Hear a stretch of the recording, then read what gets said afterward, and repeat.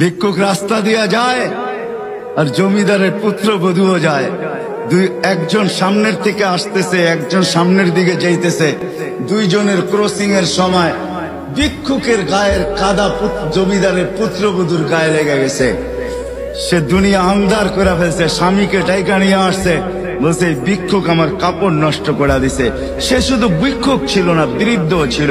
বৃদ্ধ ছিল না শুধু, জীর্ণ ছিল, শীর্ণ ছিল। শরীরে কাপড় ছিল না, ফাটা চিরা কাপড় ছিল। পায়ে জুতা ছিল না, পেটে ভাত ছিল না। জমিদারের পুত্র সইতে পারে নাই, যৌবনী শক্তি সয়তো সয় কি কইরা তার স্ত্রীর গায়ে ভিক্ষুকের কাদা।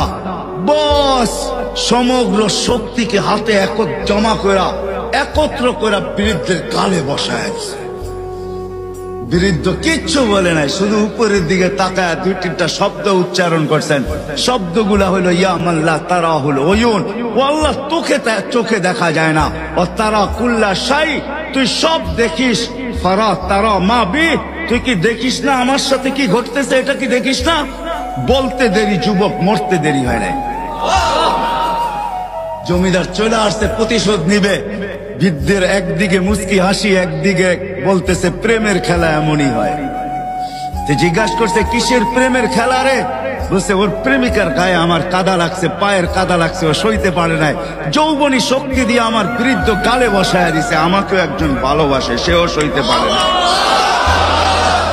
সেও সইতে পারে না। ও তো থাপ্পড় দিয়া খেলতো, সে জান নিয়ে নিছে, জান।